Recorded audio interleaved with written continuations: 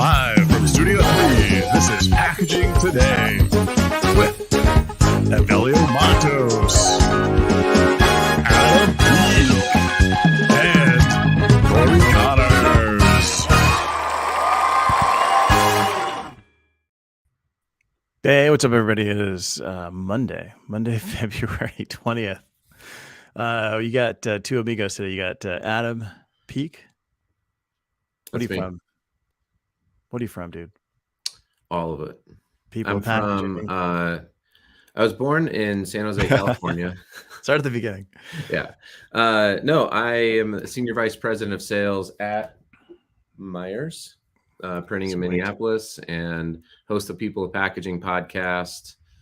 And I'm at Packaging Pastor, and you can go learn all sorts of stuff at packagingpastor.com. YouTube, TikTok.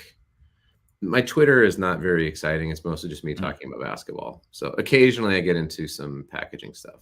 Sweet, dude. So a lot of like Kareem Abdul-Jabbar references. Mostly Lou Alcindor. I go old school. Cool, man. And then you got me, Evelio Mattos, host of Packaging Unboxed and creative director over at idpdirect.com.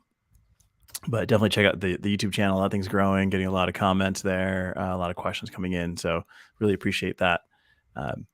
But no Cory today. Cory's out. He's out. Cory's out on assignment. He's covering some very important things for us here at the news desk, and we'll bring it back. Hopefully he can report back next week on all of his findings in the packaging. Yeah, make sure to ask him about it in the comments. Yeah, what he's doing. I should pull up the comments so that I can have full ADD while going through this. Hey, we got Dave Hopkins. What's the name of your program you got going on right now, Dave? It's like I can't remember. I'm sorry. It's like Print Design School, I believe. Dave's got a killer program on there. Sorry I couldn't be a part of it this year, but man, I'm excited to be a part of it next year. I see you got some really cool people on there. You got the team over at like Pentagram and some other agencies coming in and teaching people how to design packaging and how to design for print, which is really cool. So definitely check out Dave, man. Thanks for hopping on here. So let's talk about some news, man. What's going on in packaging? I'd say first, hang on, I gotta accept some cookies. Oh man, can we talk about these cookies for a second? Oh, there we go. Dave's jumping in. What? That's what it is. All right. Print Design Summit happening now. Print Design Academy is the training platform. For those of you who don't know, this is also in podcast form. And I think that sometimes maybe we forget. And that's right. It's like, I really love listening to comedy. It's like, I think comedians are geniuses, and like actual geniuses. That's not just like pandering. But sometimes when you just listen to the comedy act and they're like, and then I was all like, and then you hear the audience laugh and you're like, what did you do? Ah, man, stupid comedy. Yeah. So if you want, you can watch us. Yeah, you can watch us live on YouTube or watch us on LinkedIn if you're listening to this, and then you can see what's going on in the comments. You can ask your own comments. Makes it super, super helpful. It'd be fun. We should try to figure out a slick way to like pull people on. Yeah. We've had other people on, like just pulled them in here, but yeah, for sure. I think it'd be great to figure out how to do that. Yeah. I did see this thing on the news. No, I just saw this thing on the news, which I thought was interesting. Did you accept the cookies? Dude, I accepted those. I accept every stupid cookie. All the cookies. I'm going to have to pay for that when it's like, did you read the terms and conditions? I'm like, I did not, but I'm going to accept the cookies anyways. I lie like 15 times a day on my computer, I feel like. Dude, we did it all for the cookies. All right. The what? The cookies. All right. So this thing, I saw this. I thought it was interesting. Let's see if I can get out of these ads. There we go. So this Dove designs its first refillable deodorant packaging. And this is from Packaging Europe. And this is not correct because this has been on the market for a while. I remember when I was part of the Dieline.com, we saw these packs come in, I don't know, like 4 years ago. But I guess they're, Oh, yeah, they were like stainless steel, and you refilled them. So I don't understand why this is like super hot news, but regardless, these are really cool. I'll tell you what I found is the trouble with especially refillable deodorant. Mhm. So I have a couple of them. I've tried one called Humankind, Mhm. and then another one. Is that Pharrell? Well, close. Who is the new Oh, creative no, he's director? Human Race. He is Human Race. Yeah, That's yeah. right. Although you saw he took over for Virgil at Yeah, Louis Vuitton. of course. Paul's coming in strong with the. So Oh, Packaging got it. Europe is commenting on Canada. Got it. They always get us Canada's started. basically Europe, right? It's very European up there. Dude, it super is. um, I was just there last week and having poutine for lunch for every meal. let me tell you about my poutine story second. But so I've had two different like refillable deodorant situations. And the hard part with it is you don't know if the deodorant is going to work, Mhm. but you have to you have to jump all the way in. And then what do you do with the refillable deodorant thing If it doesn't work. if it doesn't work? And it hasn't, which is kind of an important function of deodorant, is that it works for you as a person, right? You don't want to Yeah. just. And so that was the trickiest thing, is like, well, shoot, now I've got $8 tied up in this thing that I can't really use, that's not recyclable. So have I really effectively done much? Give it to your kids. I can, and they can give it a shot, but yeah, they won't use it, right? Like, kids typically don't use deodorant yeah, as frequently as you do as an adult, so it'll last yeah, forever. yeah. So that's kind of the big kind of deal, right? With refillables, is like, you want to. It would be nice, and this is killing me that I can't remember the name of the other one that I tried. It's done by Verity Packaging. I'm so sorry if you're watching this. I toured your facility. I'm just having a total brain fart moment right now. Is it paper? Is it called paper? Is it called paper? No, it's so okay. They actually have single use, but it's in an all aluminum tube, like a smaller one that you can just buy and then try out different versions of it. If you don't like it, you can pop the deodorant and then just recycle the aluminum. And I was like, that's pretty cool. That's pretty neat. Yeah. I was looking at I don't know, I mean, looking at these here, I think my issue with this is I don't have these in hand, so I'm just guessing here, but like, this looks like a pretty tall box, right? Your typical deodorant is like the size of your phone, maybe as in terms of height wise, right? Not my iPhone 3GS, but that's right. Your 3G is pretty small, but it looks like the base of this has nothing, right? Because like the refill is from here up, so this is all deodorant. You've got this extra large lid, and then you've got this empty base. So how much of this entire box is actually deodorant? It's like a third of it. So how is this? I get that it's refillable, but it's not. I don't know. It seems like there's a lot of wasted space happening here. Yeah, the packaging makes it look like it's a really small container, a small amount of deodorant in a large box. Yeah, with a really big lid full of air. Yeah. But it could be totally wrong, right? It just right. Maybe we should try it. Cory, we're going to send Cory out on assignment, the Dove refillable assignment. That's right. He's got to go to Canada to find someone who works for Packaging Europe to get some free. He's closer to Canada than we are. Yeah, he is. But I think this is like I think this is available at like CVS and Walgreens, so we can definitely check it out. Oh, okay. It's not too bad. But yeah, like I said, I was just in Canada. There's a lot of reusable packaging in at fast food, which I thought was pretty interesting. We don't do that here. All of it looked great. So I don't know what's happening with the reusable packaging, that where like the logo's chipped and nicks are taken out of it. Because a lot of times like that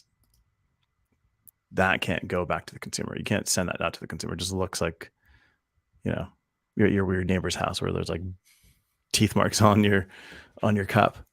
It's like the old cafeteria tray that you reuse at elementary school. Yeah. By the end of the year, it's like a mess. Yeah. But I don't know. I mean, reusable is pretty cool, but I don't know. Yeah, it was interesting. I put a photo on TikTok, and I got called an Enviro Karen, which I didn't. I just think people are making up words there. So I was on a Delta flight, and I brought my to-go coffee cup, Mm-hmm. and it's not very big. And I was like, "Can you just?" And I took the lid off. I'm like, "Can you just pour it in here?" And she said, "No, I can't." I was like, "Oh, all right. Well, then I'll have some coffee."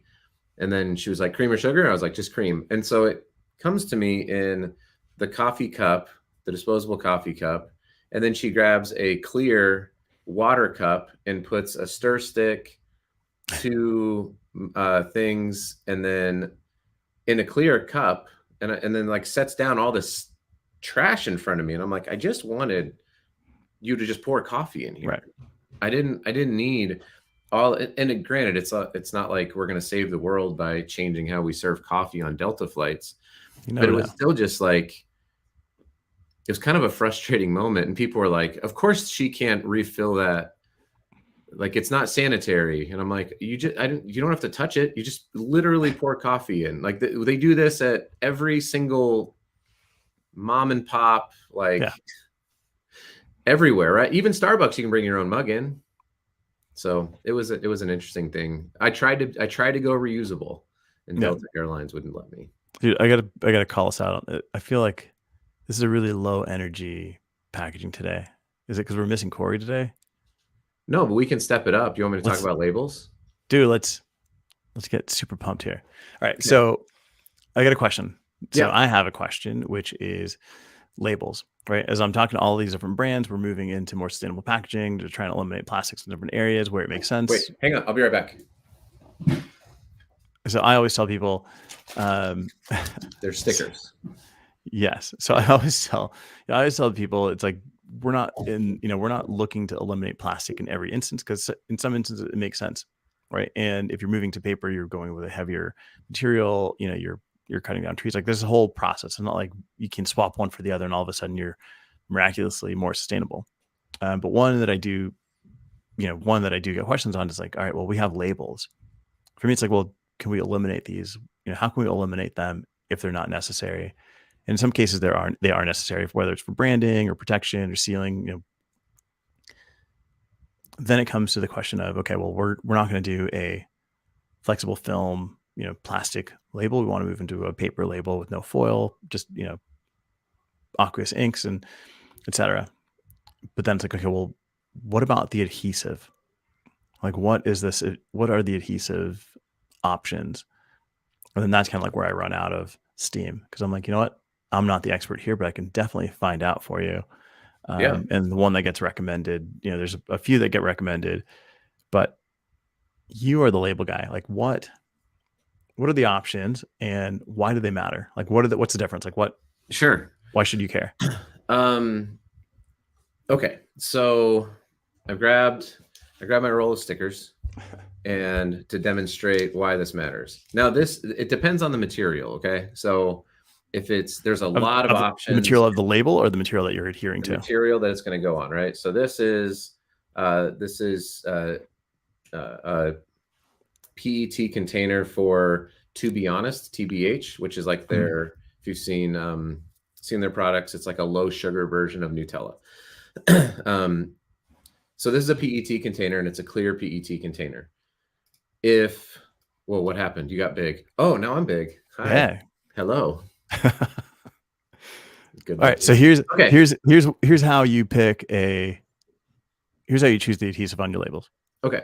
So if this is a PET container, which this one is, then if I were to put a sticker or a label onto this container, and if it were to wrap around like that, so now the surface area, wherever this label is, when it goes to get recycled, if the adhesive stays attached to the PET during the recycling process, then when it goes through processing, it comes out like a brown color wherever the adhesive is.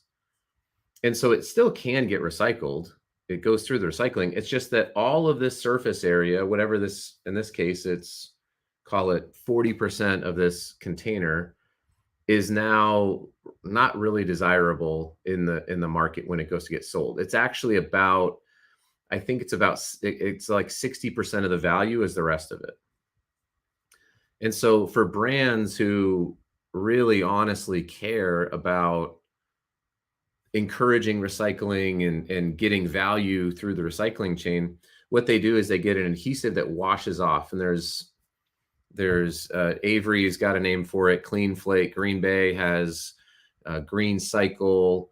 Pure Float is MacTac. It's just called wash off adhesive with you. Anyway, all the major material providers make a version of this. And so when this PET goes through the caustic bath, the adhesive breaks free from the surface area of the PET and floats to the top with the label. The label just gets tossed, which means now 100% of this container of clear PET is now valuable in the recycling chain. So that's where that, now you got big. So that's the label adhesive lesson of the day from Enviro Karen, which I did say was going to be Enviro Carl. I was, I just wanted to make sure that they knew. But no, all right, wait. Before we move on, we don't have to move on. I'm just saying, like, that's for PET. HDPE, there's a wide variety of these that will work. So let's stick with where you're at, right? So you've got this label, the amount of area that it covers. Then if you have what's the adhesive that you use that would turn that brown in the process? Just a standard, like a permanent adhesive, removable adhesive, repositionable adhesive. Most standard adhesives will just make all of that a kind of a grayish brown. So that if you're not using a branded adhesive that's meant for this process, then it's gonna turn brown. Yep. Yeah, it's not standard. And most people who sell labels, they don't bring it up because it is a little bit more, it's a little bit more expensive. Like 10%, 50%? I don't know. Shooting the shot in the dark here. 10 to 20% would be my best guess, but it's all variable, right? Yeah. But I have asked people before that have like sustainability things on there that have like 80% coverage of a label. And I'll ask them, do you know if this is a special adhesive? They say no.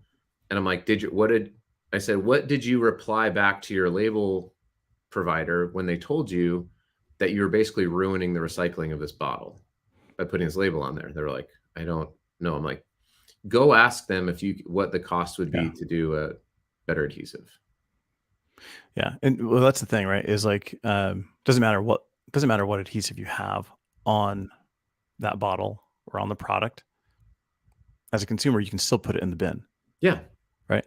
And that's like what happens after the fact is where a responsible brand and a responsible, packaging partner comes in and it's like, yeah, of course you can put this in the bin, but when it goes through the process, here's what's going to happen. And the brand can choose whether they care about what happens after the fact or not, because maybe they can or can't afford it. And it's not like it's destroying the process. It's just devaluing the material. Correct. Right? And I think that's, kind of interesting here. So there's a link here from Hugh on tradelabels.com, talks about Clean Flake. Thanks, you appreciate that. So I kind of go down the same path with tissue paper, right? Like a lot of brands want to use tissue paper.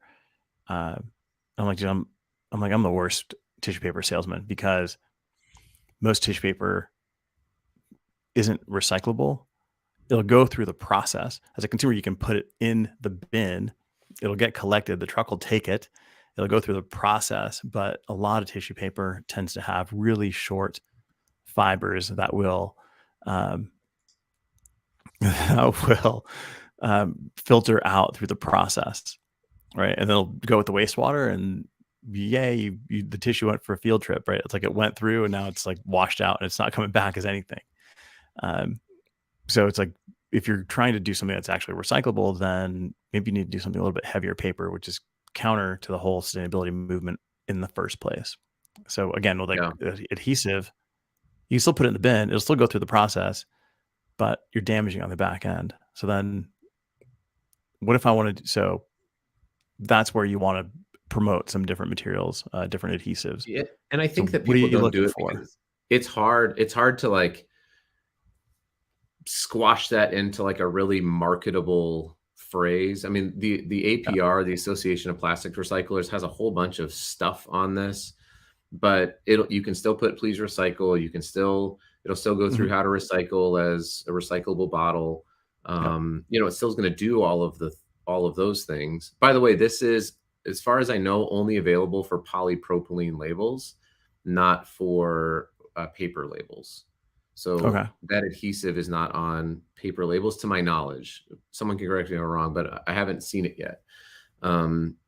So it's kind of this weird thing, but it is an actual sustainable thing that you can do to help encourage more like high value recycled PET into the market. Kind of like what Sprite did when they went clear. Right. Yeah. But again, it's like, from the consumer side, they don't know. No. Right. They just, okay, it's got a recycling symbol on it, I can throw it in the bin. And they can, right? But to your point, they can. You can throw anything in there. It'll go through the recycling process. It's just going to come out the other end. Yeah. It's like, well, no, I was gonna go with come out the other end as like what you eat, but we'll leave but all right, for later. But so like, it'll go through the process, as long as you've cleaned it out and it's not like full of peanut butter and whatever, and it actually can get scanned appropriately and gets separated into this type of plastic, right? Whether it's like, PET, it gets all bound together, and then it goes from the MRF to an actual recycling process, recycling plant that will collect that material. Then it goes to the caustic bath, which will basically change the color of that material. The bath doesn't do it. It's when it goes through. So it gets, there's a heating process when it gets like flaked and like chopped up. That's why it's called like a clean flake. And this is where like you start to lose it on adhesive. This is where we would need like a Bo Peck to come on and probably carry the conversation beyond. But from what I understand, there's a heating element. And when that adhesive is left on what looks to be clear, it's like what happened when you'd pour sugar on the Bunsen burner in middle school and it turns it brown. That's kind of what happens to it. And so then that has to get sorted out somehow, because they want to sell clear, clean PET, because that's at whatever, $80 per something. And then the non-clear is like $50 or something like that. So I got to sort it out. Got it. And then when you're referencing flake, right? Because there's the plastic, typically when you're making plastic, and I don't do a lot of plastic, but like when I've been, in plants where they do the blown film, and, plastic comes in these little, what do you call them? Like, what do you call those little nubs of plastic that it comes in? Oh goodness. We need other people on your preform. Isn't it a preform or something like that? No, it's like, oh man, I'm terrible at plastics. I know somebody here in the comments, Paul, someone jump in and save us. We are. Yeah. Although Plastics News did name me a social media influencer in the plastics industry, so I should probably know basic plastics terminology. They're like nurdles or something. I don't know. But they're like you're making up words now.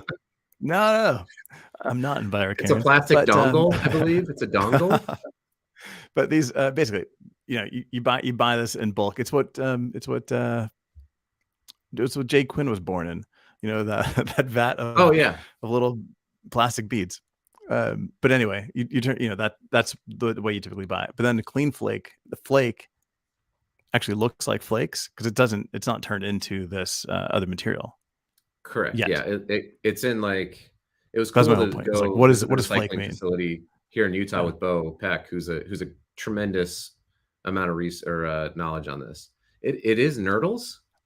Bam. Wow. Mic drop right there, dude. I know my stuff. Dang, you didn't make it up. Good work. But yeah, they're just in like these Thanks, big, Paul. like giant drums, just of like flaked plastic that then gets sold off to people who form plastic. I guess into nurdles. I don't know. They turned it into nurdles. Now I wonder if nurdle is a word on Wordle. It is, dude. It has to be because it's a real word. I know. Could make it up. I'm gonna try it. That's gonna be my first word today. That's yeah. So anyway, the flake looks like, you know, it almost looks like shavings almost, right? It's like just little chips of it that then gets melted down into a different process. Yep. That could then actually be used.